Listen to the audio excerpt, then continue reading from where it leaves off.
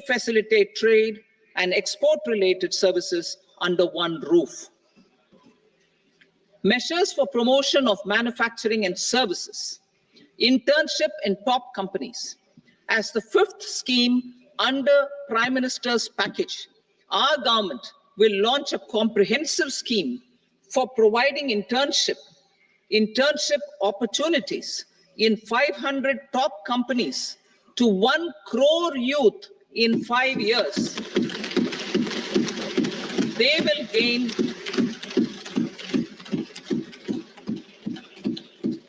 will gain exposure for 12 months to real-life business environment, varied professions, and employment opportunities. An internship allowance of 5,000 per month, 5,000 rupees per month, along with a one-time assistance of 6,000 rupees will be provided. Companies will be expected to bear the training cost and 10% of their internship cost from their CSR funds. Industrial parks. Our government will facilitate development of investment-ready, plug-and-play industrial parks with complete infrastructure in or near 100 cities in partnership with the states and private sector by better using town planning schemes. 12 industrial parks under the National Industrial Corridor Development Program also will be sanctioned.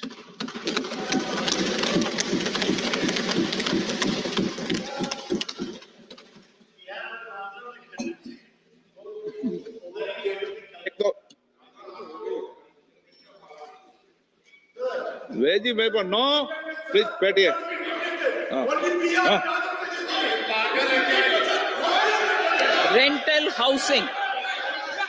Rental housing with dormitory type accommodation for industrial workers will be, just 1 minute. Rental housing, I repeat, rental housing with dormitory type accommodation for industrial workers will be facilitated in PPP mode with VGF support and commitment from anchor industries. Shipping industry, ownership, leasing, and flagging reforms will be implemented to improve the share of Indian shipping industry and generate more employment. Critical mineral mission. We will set up a critical mineral mission for domestic production, recycling of critical minerals, and overseas acquisition of critical mineral assets. Its mandate will include technology development, skilled workforce, extended producer responsibility framework, and a suitable financing mechanism. Offshore mining of minerals. Our government will launch the auction of the first tranche of offshore blocks for mining, building on the exploration already carried out. Digital public infrastructure applications. Turning to the services sector, I propose development of DPI applications at population scale for productivity gains, business opportunities, and innovation by the private sector. These are planned in the areas of credit, e-commerce, education, health, law and justice, logistics, MSME service delivery, and urban governance. Integrated technology platform for IBC ecosystem. An integrated technology platform will be set up for improving the outcomes under the Insolvency Bankruptcy Code for achieving consistency, transparency, timely processing, and better oversight for all stakeholders. Voluntary closure of LLPs. The services of the Center for Processing Accelerated Corporate Exit, CPACE, will be extended for voluntary closure of LLPs to reduce the closure times. National Company Law Tribunals. The IBC has resolved more than 1,000 companies, resulting in direct recovery of 3.3 lakh crore to creditors. 3.3 lakh crore rupees to creditors. In addition, 28,000 cases involving over 10 lakh crore rupees have been disposed of even prior to admission. Appropriate changes to the IBC, reforms and strengthening of the tribunal and appellate tribunals will be initiated to speed up insolvency resolution. Additional tribunals will be established. Out of those, some will be notified to decide cases exclusively under the Companies Act. Debt recovery. Steps for reforming and strengthening debt recovery tribunals will be taken. Additional tribunals will be established to speed up recovery. Priority 5, urban development. Cities as growth hubs. Working with states, our government will facilitate development of cities as growth hubs. This will be achieved through economic and transit planning and orderly development of peri-urban areas utilizing town planning schemes. Creative redevelopment of cities.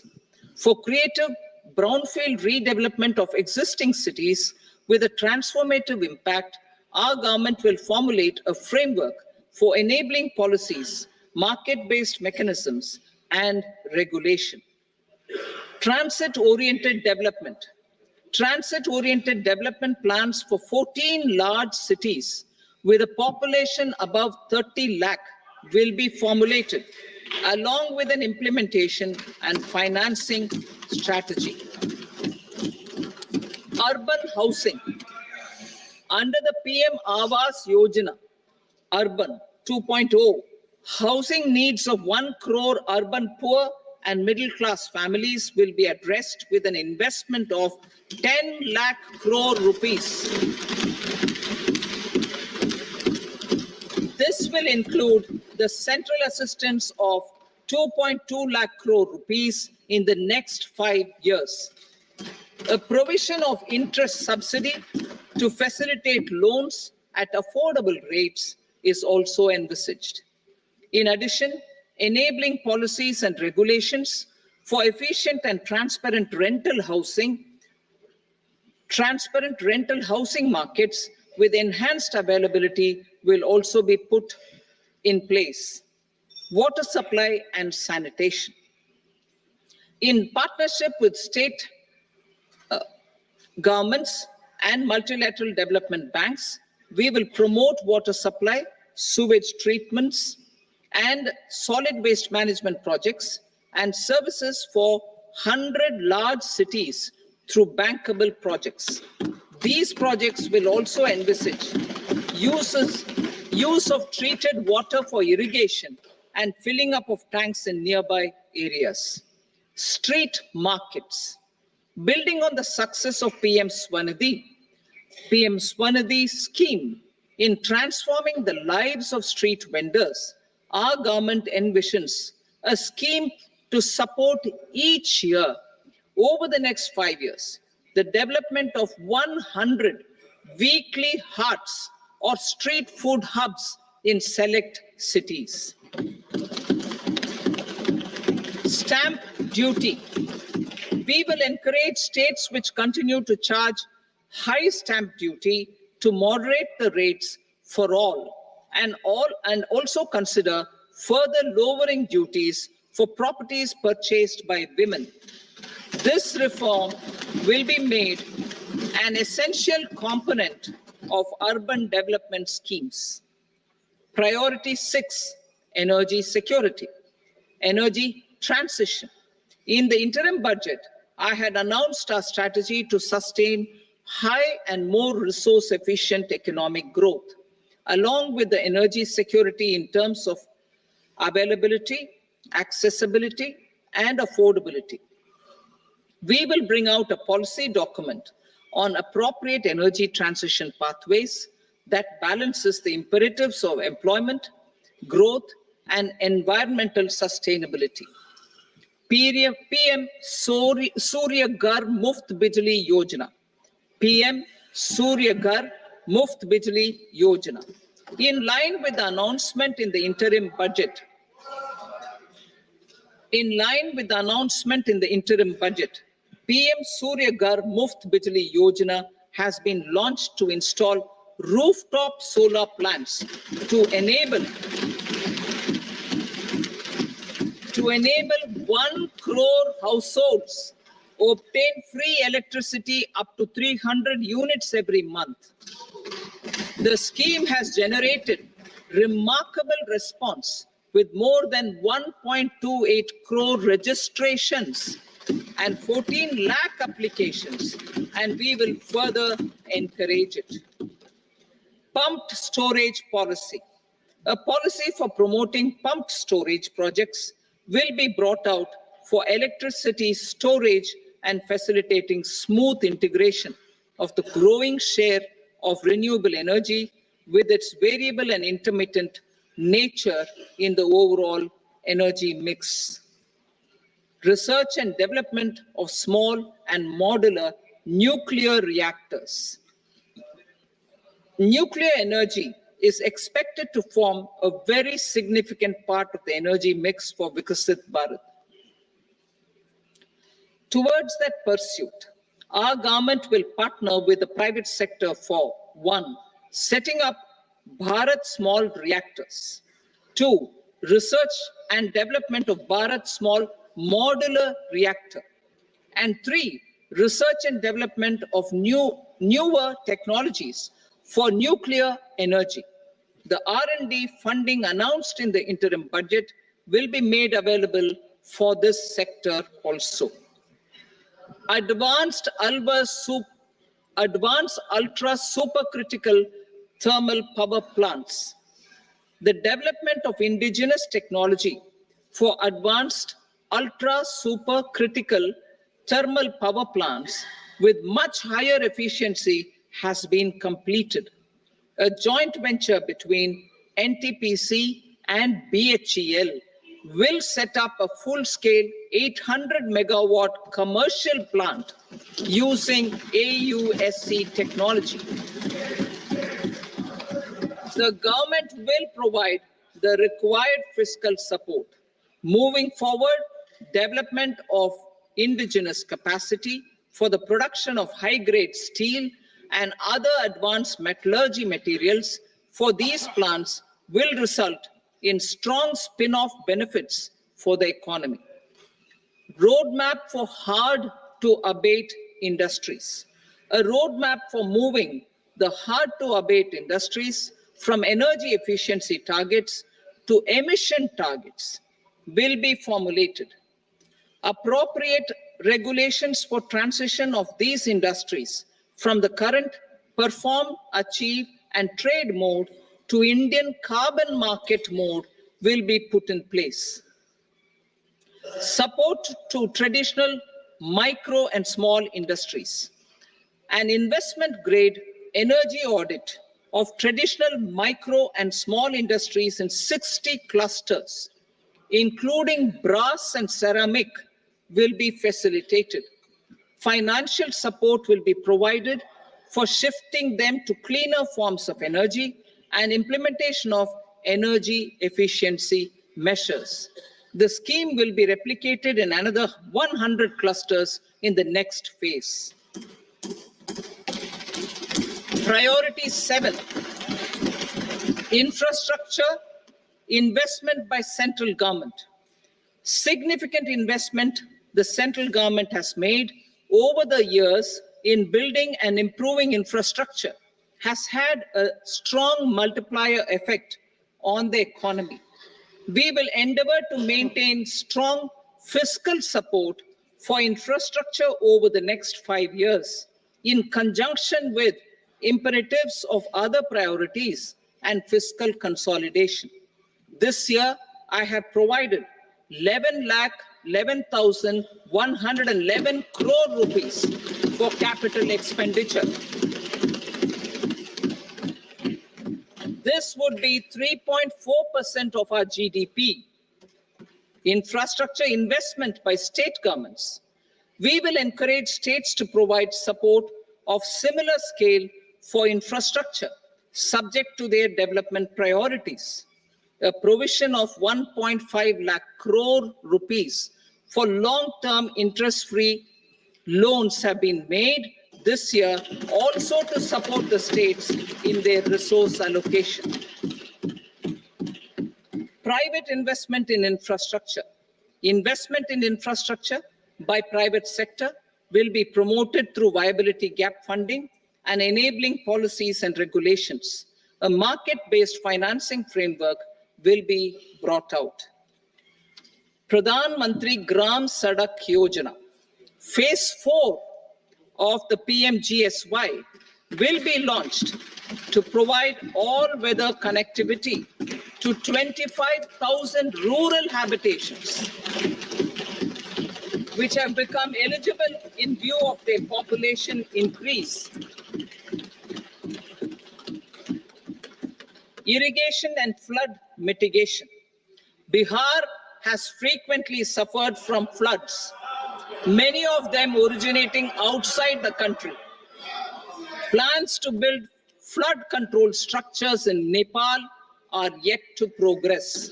Our government, through the Accelerated Irrigation Benefit Program and other sources, will provide financial support for projects with estimated cost of 11,500 crore rupees,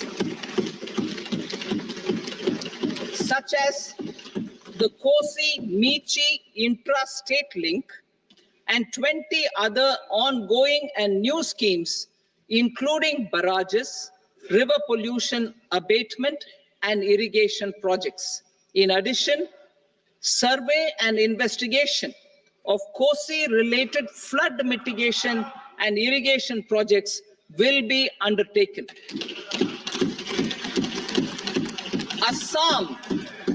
Assam grapples with floods every year by the Brahmaputra River and its tributaries originating outside India. We will provide assistance to Assam for flood management and related projects.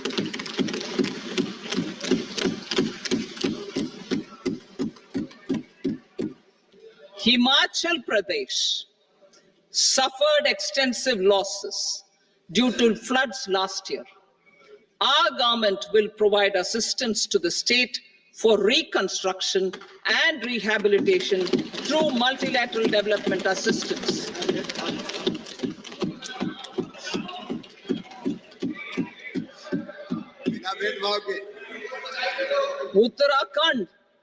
Uttarakhand too suffered losses due to cloudbursts and massive landslides. We will provide assistance to the state.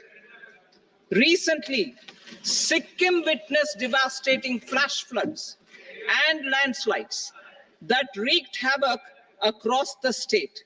Our government will provide assistance to the state. Tourism. Tourism has always been a part of our civilization.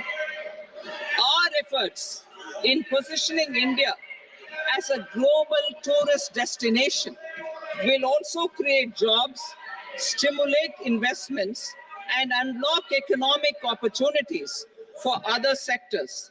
In addition to the measures outlined in the interim budget, I propose the following measures. Vishnupad Temple at Gaya and Mahabodhi Temple at Bodh Gaya in Bihar are of immense spiritual significance. Comprehensive development of Vishnupad Temple Corridor and Mahabodhi Temple Corridor will be supported, modeled on the successful Kashi Vishwanath Temple Corridor to transform them into world-class pilgrim and tourist destinations. Rajgir holds immense religious significance for Hindus, Buddhists, and Jains. The 20th Tirthankara Muniswarata temple in the Jain temple complex is ancient. The Saptarishi, or the 7 hot springs, form a warm water Brahmkund that is sacred. a comprehensive development initiative for Rajgir will be undertaken. Our government will support the development of Nalanda as a tourist center, besides reviving Nalanda University to its glorious stature. Odisha's scenic beauty, temples, monuments, craftsmanship, wildlife sanctuaries, natural landscapes, and pristine beaches make it an ultimate tourism destination. Our government will provide assistance for their development to Odisha as well. Priority 8, innovation, research, and development. We will operationalize the Anusandhan National Research Fund for basic research and prototype development. Further, we will set up a mechanism for spurring private sector-driven research and innovation at commercial scale, with a financing pool of 1 lakh crore rupees in line with the announcement in the interim budget. Space economy, with our continued emphasis on expanding the space economy by 5 times in the next 10 years, a venture capital fund of 1,000 crore rupees will be set up. Priority 9, next generation reforms. Economic policy framework. We will formulate an economic policy framework to delineate the overarching approach to economic development and set the scope of the next generation of reforms for facilitating employment opportunities and sustaining high growth. Our government will initiate and incentivize reforms for 1, improving productivity of factors of production, and 2, facilitating markets and sectors to become more efficient. These reforms will cover all factors of production, namely land, labor, capital, and entrepreneurship, and technology as an enabler of improving total factor productivity and bridging inequality. Effective implementation of several of these reforms requires collaboration between the center and the states, and building consensus as development of the country lies in development of the states. For promoting competitive federalism and incentivizing states for faster implementation of reforms, I propose to earmark a significant part of the 50-year interest-free loan. Working with the states, we will initiate the following reforms. Land-related reforms and actions, both in the rural and urban areas, will cover land administration, will cover 1, land administration, planning and management, and 2, urban planning usage and building bylaws. These will be incentivized for completion within the next 3 years through appropriate fiscal support. Rural land-related actions. Rural land-related actions will include 1, assignment of unique land parcel identification number, UL PIN, or Bhu Aadhaar for all lands. 2, digitization of cadastral maps. 3, survey of subdivisions, survey of map subdivisions as per current ownership.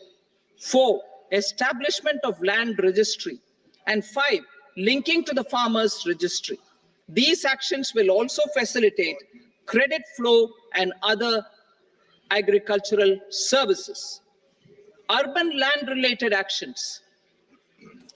Land records in urban areas will be digitized with GIS mapping. An IT-based system for property record administration, updating, and tax administration will be established. These will also facilitate improving the financial position of urban local bodies. Labor-related reforms, services to labor. Our government will facilitate the provision of a wide array of services to labor, including those for employment and skilling. A comprehensive integration of e-Shram portal with other portals will facilitate such one-stop solution. Open architecture databases for the rapidly changing labor market, skill requirements, and available job roles, and a mechanism to connect job aspirants with potential employers and skill providers will be covered in these services. Shram Suvidha and Samadhan portal. Shram Suvidha and Samadhan portal will be revamped to enhance ease of compliance for industry and trade. Capital and entrepreneurship related reforms, financial sector vision and strategy. For meeting financing needs of the economy, our government will bring out a financial sector vision and strategy document to prepare the sector in terms of size, capacity, and skills. This will set the agenda for the next 5 years and guide the work of the government, regulators, financial institutions, and market participants. Taxonomy for climate finance. We will develop taxonomy for climate finance for enhancing the availability of capital for climate adaptation and mitigation. This will support achievement of the country's climate commitments and green transition. Variable capital company structure. We will seek the required legislative approval for providing an efficient and flexible mode for financing leasing of aircrafts and ships and pooled funds of private equity through a variable company structure. Foreign direct investments and overseas investment. The rules and regulations for foreign direct investment and overseas investments will be simplified to 1. Facilitate foreign direct investments, 2. Nudge prioritization, and 3. Promote opportunities for using Indian rupee as a currency for overseas investment. NPS Vatsalya. NPS Vatsalya, a plan for contribution by parents and guardians for minors, will be started. On attaining the age of majority, the plan can be converted seamlessly into a normal NPS account. Use of technology. We have successfully used technology for improving productivity and bridging inequality in our economy during the past 10 years. Public investment in digital infrastructure and innovations by the private sector have helped in improving access of all citizens, particularly the common people, to market resources, education, health, and services. We will step up adoption of technology towards digitalization of the economy. Ease of doing business. For enhancing ease of doing business, we are already working on the Jan Vishwas Bill 2.0. Further, states will be incentivized for implementation of the business reforms, action plans, and digitalization. Data and statistics. For improving data governance, collection, processing, and management of data and statistics, different sectoral databases, including those established under the Digital India Mission, will be utilized with active use of technology tools. New pension scheme. The committee to review the NPS has made considerable progress in its work. I'm happy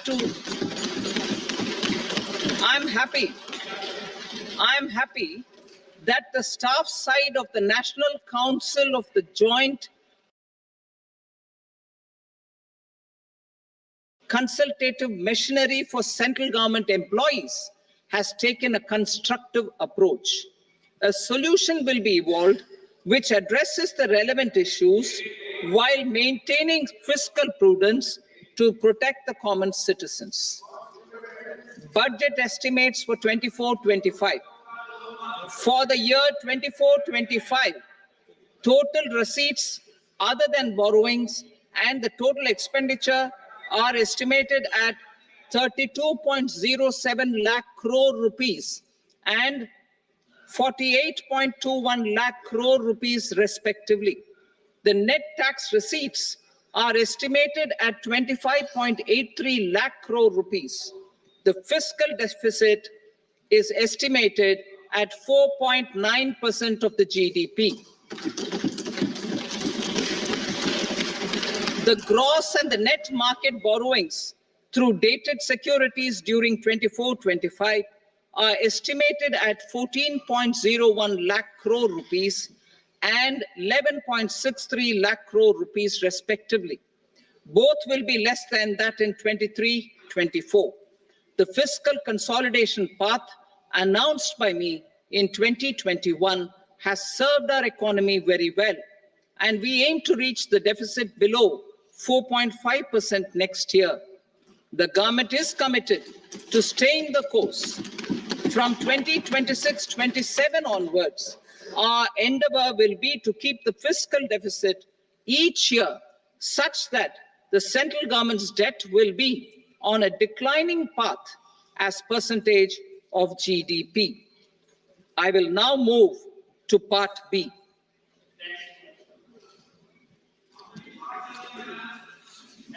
Indirect taxes. Sir, I start with GST. It has decreased tax incidence on the common man, reduced compliance burden and logistics cost for trade and industry, and enhanced revenues of the central and the state governments. It is a success of vast proportions.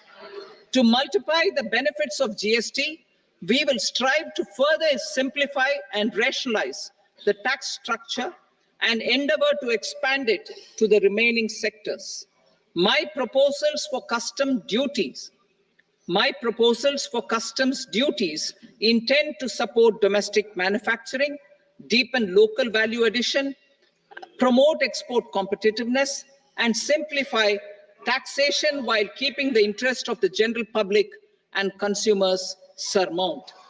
In Budget 22-23, we reduced the number of customs duty rates. I propose to undertake a comprehensive review of the rate structure over the next 6 months to rationalize and simplify it for ease of trade, removal of duty inversion, and reduction of disputes. I shall now take up sector-specific customs duty proposals. Medicine and medical equipments. To provide relief to cancer patients, I propose to fully exempt 3 more medicines from customs duties.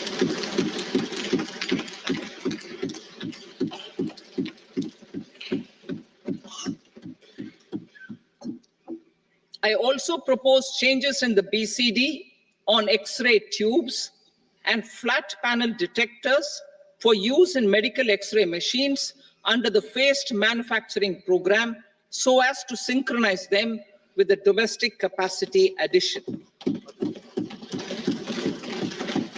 Mobile phone and related parts. With a 3-fold increase in domestic production and almost a 100-fold jump in exports of mobile phones over the last 6 years, the Indian mobile industry has matured. In the interest of consumers, I now propose to reduce the BCD on mobile phone, mobile PCBA, and mobile charger to 15%. Critical minerals. Minerals such as lithium, copper, cobalt, and rare earth elements are critical for sectors like nuclear energy, renewable energy, space, defense, telecommunications, and high-tech electronics. I propose to fully exempt customs duties on 25 critical minerals and reduce BCD on 2 of them. This will provide a major fillip to the processing and refining of such minerals and help secure their availability for these strategic and important sectors. Solar energy. Energy transition is critical in the fight against climate change. To support energy transition, I propose to expand the list of exempted capital goods for use in the manufacture of solar cells and panels in the country.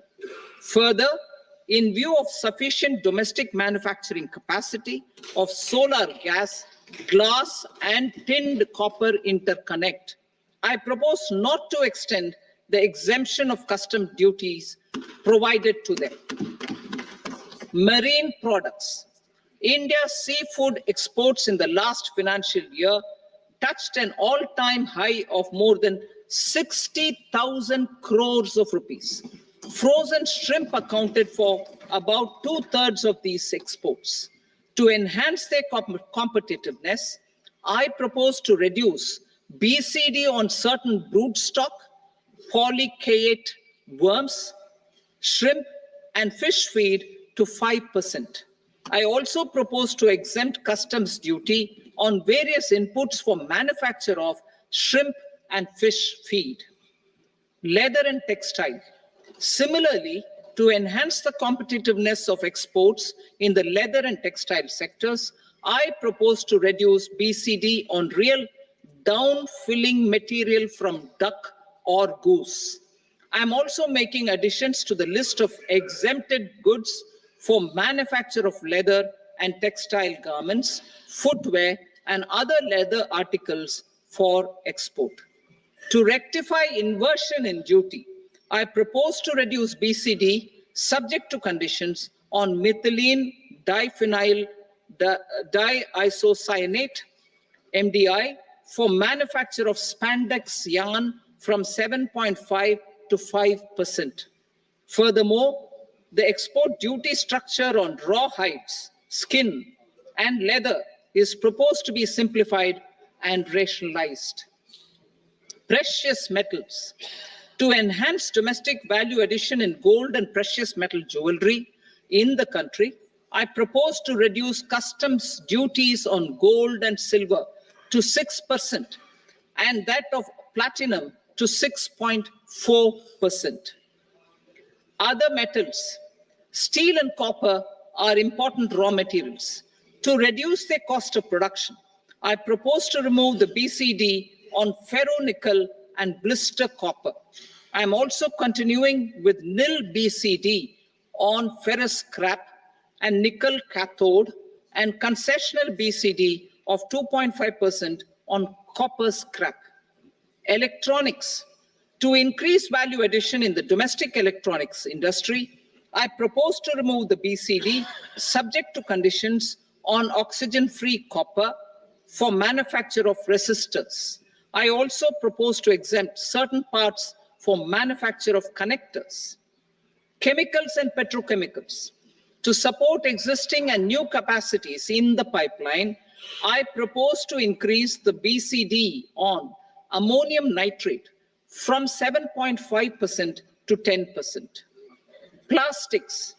PVC flex banners are non-biodegradable and hazardous for environment and health. To curb their imports, I propose to raise the BCD on them from 10 to 25%. Telecommunication equipment. To incentivize domestic manufacturing, I propose to increase the BCD from 10 to 15% on PCBA of specified telecom equipment. Trade facilitation. To promote domestic aviation and boat and ship MRO, I propose to extend the period for export of goods imported for repairs from 6 months to 1 year. I'll read that again. To promote domestic aviation and boat and ship maintenance, repair, and operations, I propose to extend the period for export of goods imported for repairs from 6 months to 1 year. In the same vein, I propose to extend the time limit for re-import of goods for repairs under warranty from 3 to 5 years. I now move to direct taxes. We will continue our efforts to simplify taxes, improve taxpayer services, provide tax certainty, and reduce litigation while enhancing revenues for funding the development and welfare schemes of the government. It has been our endeavor to simplify taxation.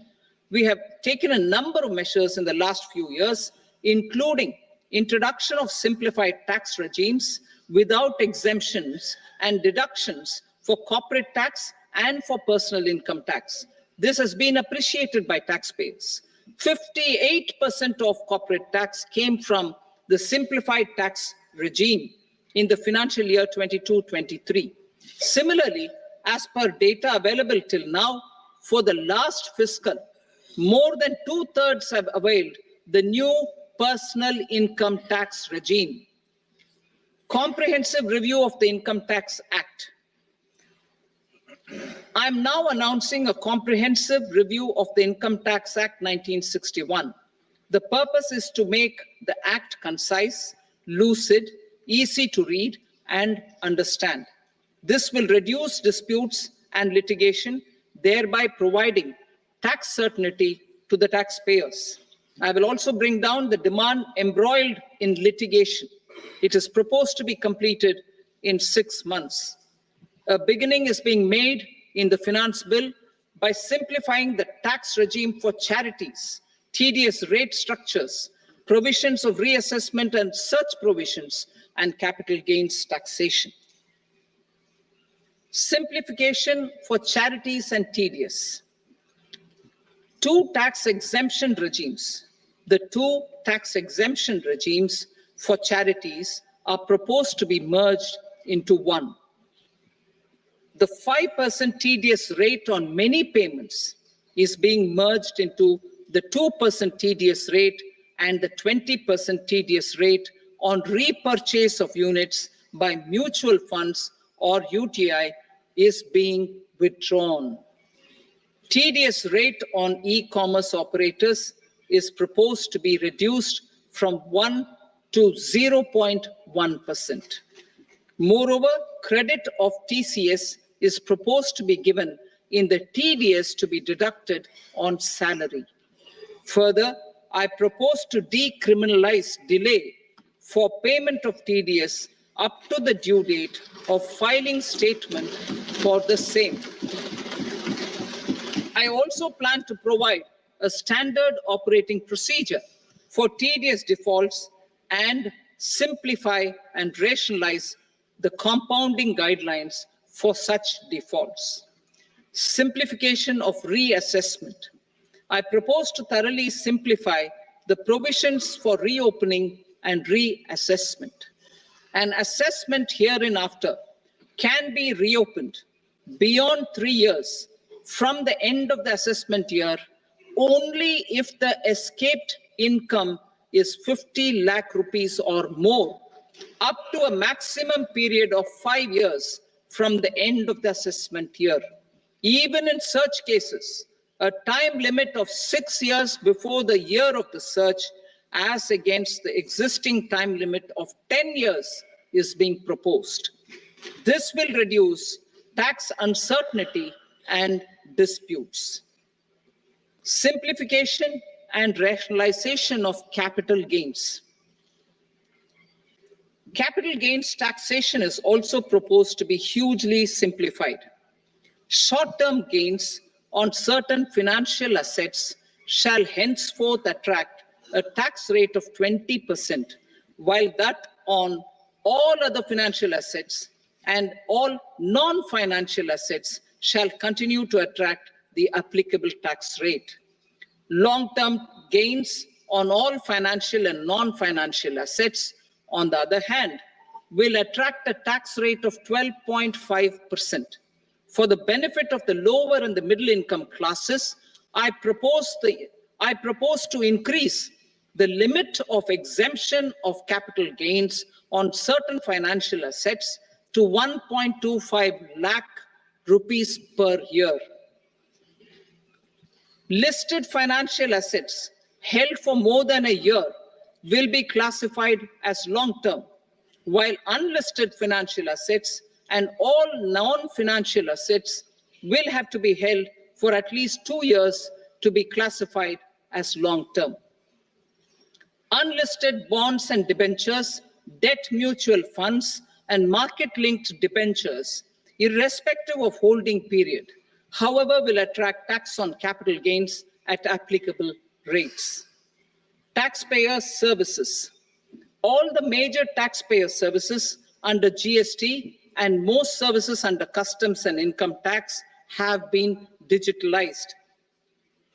All remaining services of customs and income tax, including rectification and order giving effect to appellate orders, shall be digitalized and made paperless over the next 2 years.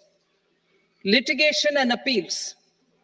While our concerted efforts to reduce pendency of appeals at various appellate fora are beginning to show good results, it will continue to engage our highest attention.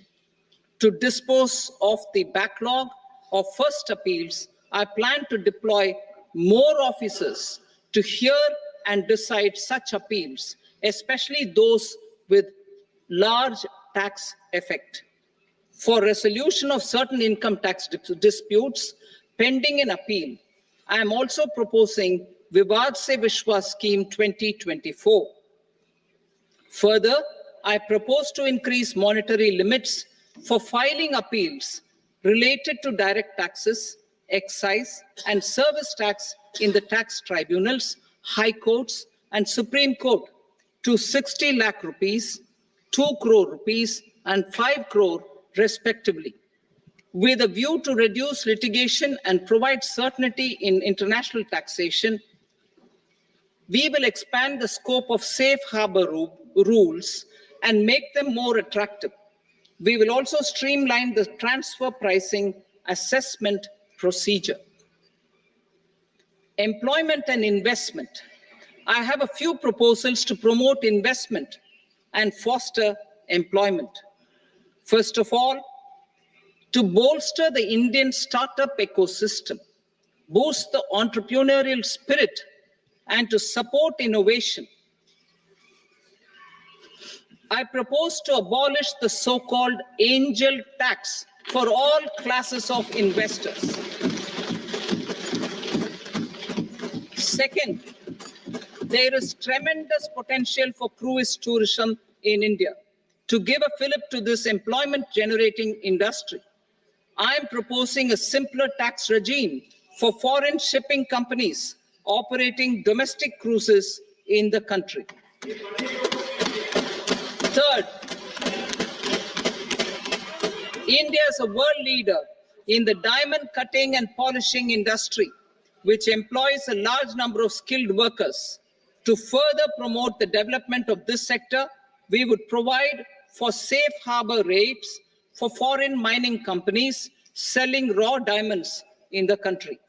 Fourth, to attract foreign capital for our development needs, I propose to reduce the corporate tax rate on foreign companies from 40 to 35%.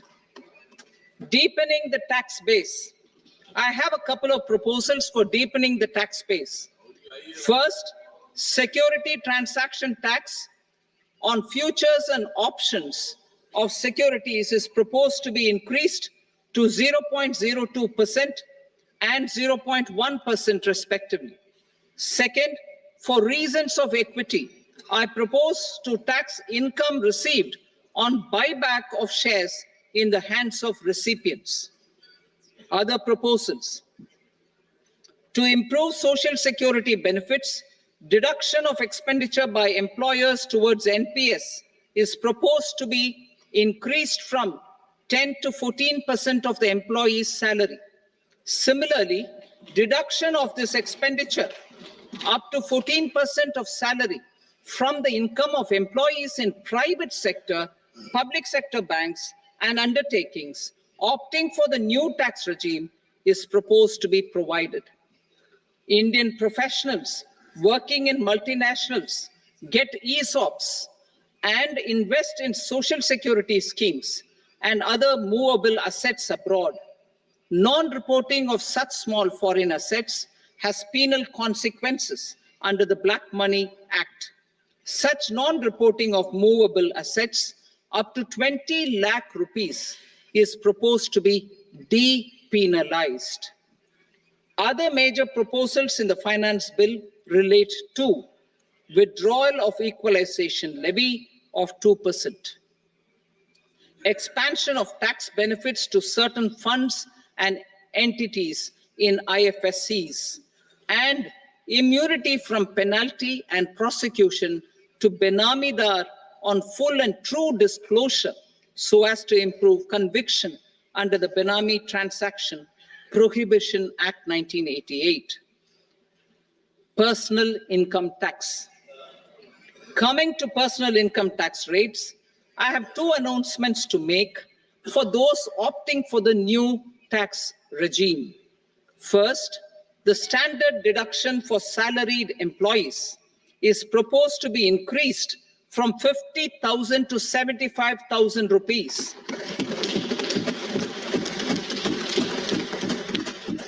Similarly, deduction on family pension for pensioners is proposed to be enhanced from 15,000 to 25,000 rupees. This will provide relief to about 4 crore salaried individuals and pensioners.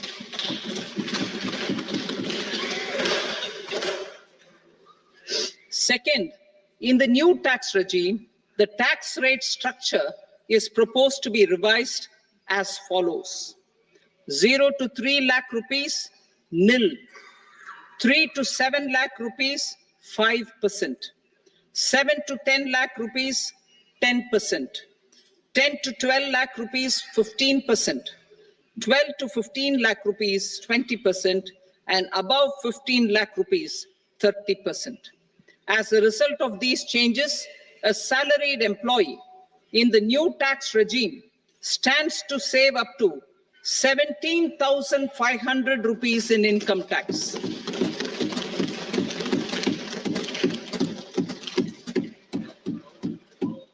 Apart from these, I am also making some other changes as given in the annexure.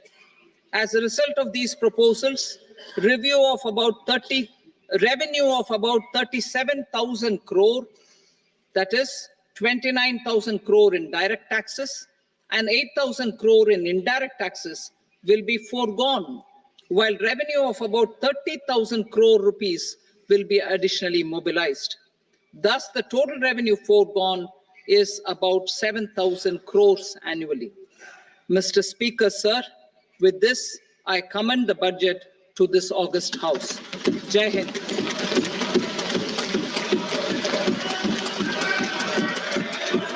Item number 2. Item number 2.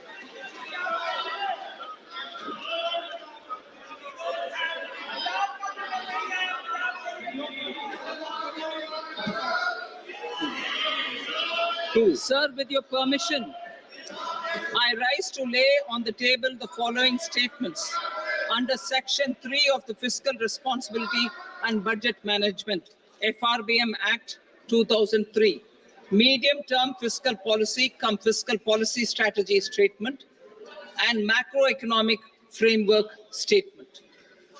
Item number 3. Sir, with your permission, I rise to move for leave to introduce the Finance Number 2 Bill 2024. प्रश्न ये कि विधेयक को पुनर्स्थापित करने की अनुमति प्रदान की जाए। जो सदस्य इसके पक्ष में हाँ कहें, जो सदस्य विरोध में ना कहें।